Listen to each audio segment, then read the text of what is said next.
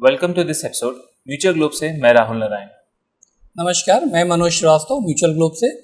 और इससे पहले कि हम क्वेश्चन आंसर का सिलसिला शुरू करें, मेरी रिक्वेस्ट होगी कि प्लीज़ इस चैनल को सब्सक्राइब करें, बेल नोटिफिकेशन को ज़रूर दबा दें ताकि जैसे ही ऑन एयर हो हमारा एपिसोड आपको इन्फॉर्मेशन मिल जाए। और प्लीज़ इसको अपने फ्रेंड्स के बीच में शेयर जरूर करें। हाँ, तो हम लोग क्वेश्चन आंसर शुरू करते हैं जो ऑडियंस ने भेजे हैं। तो हमारे एक ऑडियंस के मेंबर हैं मिस्टर गिरीश पांडे। तो वो रिटायर्ड गवर्नमेंट सर्वेंट हैं। राइट। उन्होंने क्वेश्चन पूछा था जो बड़ा रेलिवेंट क्वेश्चन है कि जो रिटायर्ड गवर्नमेंट सर्वेंट हैं, जैसे वो हैं फॉर एग्जांपल 67 इयर्स की उनकी एज है, पेंशन है अराउंड उनकी 88,000 की, और वो 15,000 रुपीज़ के आसपास मंथली इन्वेस्टमेंट कर सकते हैं। तो उनकी क्या प्लानिंग होनी चाहिए, क्या स्ट्रैटेजी होनी चाहिए इन्वेस्टमेंट से रिलेटेड, तो आज हम लोग डिस्कशन उसी पे ही करना चाहेंगे। ओके। तो जो मेरा क्वेश्चन ये है कि जो रिटायर्ड गवर्नमेंट ऑफिशियल्स हैं, वो चाहे बैंक से हुए हों, किसी गवर्नमेंट डिपार्टमेंट से हों, आर्मी से हुए हों, उनको कैसे प्लानिंग करनी चाहिए। कुछ अजम्पशंस ले लेते हैं। राइट। ये मान सकते हैं कि उनको पेंशन आ रही होगी और वो होगी 75,000 to 1 लाख की रेंज में होगी। पेंशन होगी मंथली 75,000 रुपये से 1 लाख के बीच में। राइट, प्रिजम्पशन है। प्रिजम्पशन है। और जब वो रिटायर्ड हुए होंगे तो उनको कुछ अमाउंट मिला होगा लमसम में, तो वो मे बी 50 लाख से 1 करोड़ के बीच में रहा होगा। ये भी प्रिजम्पशन है कि उनको 50 लाख से 1 करोड़ रुपए के बीच में पैसा मिला होगा। राइट। ओके। और फाइनली ये अज्यूम कर सकते हैं कि जो उन्होंने सेविंग की होगी अपने थ्रू आउट द लाइफ, वो भी अराउंड 50 लाख to 1 करोड़ के बीच में कहीं होगी। ओके। अब अज्यूमिंग कोई इस कैटेगरी में फॉल करता है, उसकी क्या स्ट्रैटेजी होनी चाहिए। दो चीज़ें। पहले जैसे एक शायद हाँ, इनका गिरीश जी का भी क्वेश्चन था कि क्या डायरेक्ट इक्विटी जाना चाहिए। मुझे लगता है डायरेक्ट इक्विटी नहीं जाना चाहिए। सीनियर सिटीजन को रिटायर होके आया है, पेंशनेबल है, तो इसका मतलब गवर्नमेंट में होंगे, आर्मी में होंगे, बैंक में होंगे, उतना एक्सपोजर शायद नहीं रहा होगा, तो डायरेक्ट इक्विटी से बचें, म्यूचुअल फंड के रूट पे ही जाएँ। और जैसे हम लोग बार बार कहते हैं कि म्यूचुअल फंड के रूट से भी सिप के फॉर्म में जाएँ। क्यों सिप के फॉर्म में जाएँ? पेंशन आ रही है तो उसको उस ढंग से वर्कआउट कर लें, जो पेंशन आ रही है उसका कुछ परसेंटेज वहाँ पे लेके जाएँ। तो ये डायरेक्ट इक्विटी वाला जवाब तो जो गिरीश जी को था वो औरों के लिए भी हो गया। अब तुम्हारे हम प्रिजम्पशंस पे आ जाते हैं कि इन प्रिजम्पशन की बेसिस पे क्या करना चाहिए। इसी में एक रेलेवेंट क्वेश्चन आता है, काफ़ी बार लोगों ने पूछा है कि भाई हम तो रिटायर्ड हो गए तो हम इक्विटी में नहीं जाए, इक्विटी म्यूचुअल फंड में। तो मेरा मानना यह है कि भाई देखिए, आपको हम इसी प्रिजम्पशन को ले रहे हैं। इस प्रिजम्पशन से कोई हो सकता है कुछ ऑडियंस डिसएग्री करें कि भाई हमारी 1 लाख रुपए पेंशन नहीं है, हमारी 80,000 नहीं है। हमने तो प्रिज्यूम कर लिया, आप अपने हिसाब से एडजस्ट कर लीजिए। कोई कह सकता था हमको 50 लाख या 1 करोड़ रुपए नहीं मिले, रिटायरमेंट पे कम मिले, ज़्यादा मिले, आप एडजस्ट कर लीजिए। एडजस्ट से मतलब है आप जो हम बोल रहे हैं उसको उसी हिसाब से आप मॉडिफाई कर लीजिए।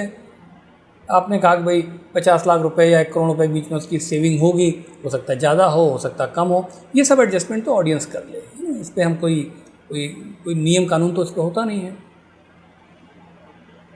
अब बात है कि प्लानिंग कैसे करनी चाहिए। प्लानिंग ऐसे करनी चाहिए, मुझे लगता है कि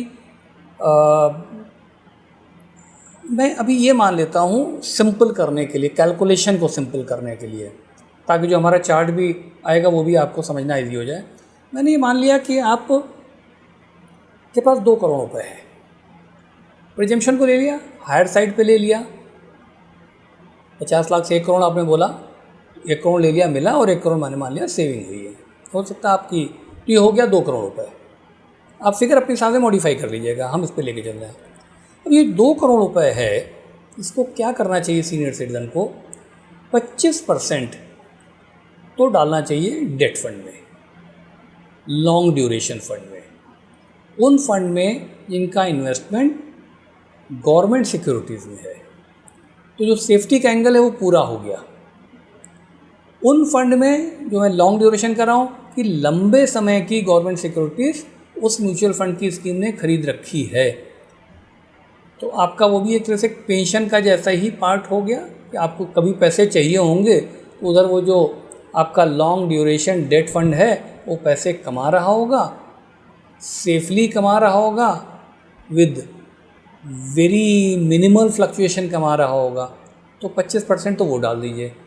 हमारे इस एग्जांपल में 2 करोड़ होते हैं, 50 लाख रुपए तो चला गया लॉन्ग ड्यूरेशन फंड में। अब देखिए स्क्रीन पे आपको दिखाई पड़ रहा है बचा 1.5 करोड़ रुपए। ये इक्विटी में डालें, इक्विटी म्यूचुअल फंड में, डायरेक्ट नहीं। ये एटलीस्ट डायरेक्ट मैं एडवाइस नहीं कर रहा हूँ, आपकी कॉल है। इस 1.5 करोड़ को 2 पार्ट में तोड़ दीजिए। तो आपको दिखाई पड़ रहा है, जो आपके पास प्रेजेंटेशन आपको दिख रहा है, 75 लाख रुपए एक्टिव फंड और 75 लाख रुपए इंडेक्स फंड या पैसिव फंड। ऐसा क्यों, मतलब क्यों इस तरह से करा? पूरा एक्टिव क्यों नहीं या पूरा पैसिव क्यों नहीं? देखिए ये वैसे किसी पर भी लागू होता है। अच्छा, सो नॉट जस्ट कि जो नॉट रिटायर्ड कि कोई सीनियर सिटीजन के हिसाब से, सीनियर सिटीजन के हिसाब से हमने 25% वो डाल दिया डेट फंड वाला। राइट। अब यहाँ पे आकर के, क्योंकि देखिए इन्वेस्टमेंट में कोई शेयर हो, एक शेयर, कोई एक स्कीम हो, कोई एक कैटेगरी हो, लार्ज हो, फ्लेक्सी हो, मिड हो, नथिंग लाइक दी बेस्ट कभी नहीं होता। एक साल एक सेक्टर काम करेगा, लार्ज कैप करेगा, अगले साल मिड कैप करेगा, उसके अगले साल फ्लेक्सी करेगा। इसलिए आपको डाइवर्सिफाइड होना पड़ेगा। इतना डाइवर्सिफाइड नहीं हो जाए कि वो आपकी स्कीमें बहुत सारी हो जाएं, आप मैनेज नहीं कर पाएँ, लेकिन एक फेयर डाइवर्सिफिकेशन ज़रूर होना चाहिए। तो हमने आपके इक्विटी पोर्टफोलियो को 2 पार्ट में तोड़ दिया। पैसिव फंड जिसको हम इंडेक्स फंड भी बोल रहे हैं, तो 75 लाख रुपए वहाँ आ गया, और एक्टिव फंड जिसको हम एक्टिव म्यूचुअल फंड की स्कीमें कर रहे हैं, 75 लाख वहाँ पे आ गया। क्लियर है? अभी जो पैसिव फंड वाला इंडेक्स फंड है 75 लाख है, इसका 1/3 आप डाल दीजिए निफ्टी 100 वाले इंडेक्स फंड में, लार्ज कैप हो गया। तो 1/3 चला गया, यानी 25 लाख रुपए चले गए निफ्टी 100 यानी लार्ज कैप वाले इंडेक्स फंड में, और 2/3 यानी 50 लाख रुपए चले गए मिड कैप इंडेक्स यानी Nifty mid cap index fund में। तो ये 75 का एलोकेशन हो गया। अब आ गए एक्टिव वाले पे। एक्टिव में आप बहुत कॉम्प्लिकेट मत कीजिए, तो हमने आपके लिए बहुत सोच विचार के 3 पार्ट में कर दिया। 25 लाख, 25 लाख, 25 लाख। एक 25 लाख चला गया large and mid cap fund की कैटेगरी में, दूसरा 25 लाख चला गया फ्लैक्सी कैप की कैटेगरी में, और तीसरा चला गया डिविडेंड यील्ड की कैटेगरी में। तो यहाँ हमने प्रिकॉशन लिया कि हम स्मॉल कैप नहीं चले जाएं, हम कॉन्ट्रा नहीं चले जाएं, हम वैल्यू नहीं चले जाएं। काफ़ी हद तक वो लार्ज कैप टाइप ही है। लार्ज एंड मिड कैप में लार्ज का पोर्शन ठीक ठाक है, डिविडेंड यील्ड में भी काफ़ी अच्छा पोर्शन होता है, और फ्लैक्सी में भी जो हम लोग देख रहे हैं जो अच्छे परफॉर्मर्स हैं वो लार्ज कैप काफ़ी लेके चल रहे हैं। अब ये पूरा चार्ट आ गया। शायद 2 करोड़ हमने लिए भी इसलिए थे क्योंकि वो फिगर बड़ी सही आपको नज़र आ रही थी। अब आप उसको 1 करोड़ कर दीजिए, आप 4 करोड़ कर दीजिए, आपकी मर्जी है। 25% long duration fund 50 lakh, 1.5 crore रुपये इक्विटी, उस 1.5 करोड़ के 2 टुकड़े, 75 lakh index fund, 75 lakh active fund. ये एक तरीके से आपका स्ट्रक्चर हो जाना चाहिए। अब यहाँ पे एक काफ़ी ऑब्जर्वेशन आता है जो हम डिस्कशन के शुरू में लेने की कोशिश कर रहे थे। लोग कहते हैं इक्विटी म्यूचुअल फंड क्यों लगाएं, एज हो गई, रिटायर्ड हो गए, ठीक है जी। तो और ये मैं उनको एड्रेस कर रहा हूँ जो पेंशनेबल है।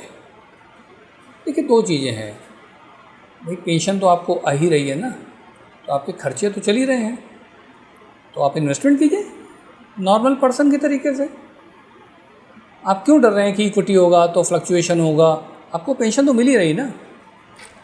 आपके इस पोर्टफोलियो एलोकेशन जो अभी हमने डिस्कस किया, 25% तो तब भी डेट फंड में चला गया क्योंकि गवर्नमेंट सिक्योरिटीज़ वाला इन्वेस्टमेंट हो रहा है, तो वो सेफ्टी हो गई। बाकी बचा है जो आपका 75% है वो इक्विटी में जा रहा है, वो जाने दीजिए। क्यों जाने दीजिए? आपको इन्वेस्टमेंट 2-3 वजह से इक्विटी में भी करना ज़रूरी है। एक तो क्या है, पेंशन आ रही है, बट कल से मतलब 5 साल के बाद में, 10 साल के बाद में हो सकता है कि कुछ मेडिकल के एक्सपेंसेस ज़्यादा आ जाएं। हेल्थ केयर की कॉस्ट वैसे भी बढ़ सकती है, हो सकता है कि पेंशन उस प्रपोर्शन में ना बढ़ पाए, तो आपको एक बफर क्रिएट करना है। रीज़न नंबर 1, इसलिए आपको इतना दिमाग लगाना है। आप उतना शांति नहीं, सब एफडी में लगा देंगे, चैन से बैठेंगे, रिटर्न ज़्यादा अच्छे आएंगे तो ज़्यादा चैन आएगा ना। दूसरा, कोई एबनॉर्मल खर्चा आ गया, उसको हम इलेबोरेट नहीं कर रहे हैं, उसकी तैयारी हो गई, अच्छी बात है। कोई एबनॉर्मल खर्चा नहीं आया तो पैसा आपके पास ही बचा रहेगा। तीसरा, आपकी पेंशन सफिशिएंट रही है, आपकी हेल्थ केयर को उसने टेक केयर कर लिया, ऊपर वाले की मेहरबानी है, आपको कोई एबनॉर्मल खर्चा नहीं आया, पैसा बचा रहा। हिंदुस्तान में हम बैठे हैं, हिंदुस्तान में हम सभी अपने लिए कम और अपनों के लिए ज़्यादा जीते हैं। तो जो पैसे बचेंगे, वेल्थ क्रिएट होगी तो अपनों के लिए क्रिएट हो जाएगी। कोई ऐसा तो होगा नहीं कि जब ये पर्पस पूरा हो गया तो गवर्नमेंट इसको ले जाएगी, अपनों के लिए बचा रहेगा ना। तो बात तो एक ही है। तो एज की क्या बात है, पेंशन मिलती है, 25% डेट फंड में चला गया, 75% में भी प्रिकॉशन ले लिया है कि बहुत ज़्यादा वाइल्ड नहीं होने पाए। तो मुझे लगता है कि ये एक प्लानिंग होनी चाहिए उन सीनियर सिटीज़न के लिए, रिटायर्ड लोगों के लिए जिनको पेंशन आती है। राइट। तो ये एक तरीके से ठीक है, तो इस एपिसोड को रैप अप करते हैं। इनफैक्ट एक एपिसोड हम लोग और बनाना चाहिए जिनकी पेंशन नहीं आ रही है, जो प्राइवेट सेक्टर से रिटायर हो रहे हैं और उनकी इनफैक्ट और ज़्यादा ज़रूरत है उनकी और क्योंकि जो हम लोग देखते हैं जो गवर्नमेंट सेक्टर वाले हैं, जो इतने लकी रहे जिनको पेंशन आ रही है, वो काफ़ी कंफर्टेबल हैं। और जो प्राइवेट सेक्टर में हैं और ठीक ठाक कॉर्पस भी है, जो अभी लगता है जब आप लॉन्ग टर्म प्लानिंग करते हैं तो थोड़ी सी नीड, ऐसा लगता है कि और होना चाहिए था इन्वेस्टमेंट, तो उनको भी बहुत ज़रूरत है। तो मे भी आगे उनको तो डबल ज़रूरत है। डबल से मेरा मतलब है, मतलब मैं उसकी इंपॉर्टेंस के एंगल से कर रहा हूँ, उनको तो बहुत ज़रूरत है। यस, तो टीम को नोट कराइए, याद रखें, उस पर एक सेपरेट वीडियो बना के चलेंगे, है ना। राइट। तो और एपिसोड अच्छा लगा हो हाँ, तो प्लीज़ शेयर कीजिए ज़्यादा से ज़्यादा लोगों तक, लोगों का को हेल्प मिलेगी। सब्सक्राइब कीजिए, बेल नोटिफिकेशन दबाइए। राइट। और अगर जो हमारे जो टारगेट ऑडियंस है, अगर वो सुन रहे हैं तो प्लीज़ आप शेयर करिए कि आपकी कैसी प्लानिंग है। आप इससे अग्री कर रहे हैं, डिसअग्री कर रहे हैं, कोई क्वेश्चन है या कोई और आपके आइडिया हैं तो प्लीज़ सुने। डिसएग्री कर रहे हैं तो भी कीजिए। यस, डिसएग्री कर रहे हैं तो बिल्कुल कीजिए। यस, हमको भी सोचने पे मजबूर करता है कि हम भी ठीक सोच रहे हैं कि नहीं सोच रहे हैं। प्लस अगर किसी ने सक्सेसफुली की हुई प्लानिंग तो उस एक्सपीरियंस को भी शेयर करें कीजिए, वो जरूर शेयर तो हमें भी पता चलेगा और दूसरों को भी पता चलेगा, मोटिवेशन मिलता है। राइट। तो ठीक है, मिलते हैं फिर नेक्स्ट एपिसोड में, तब तक के लिए goodbye. Goodbye, thank you. Right.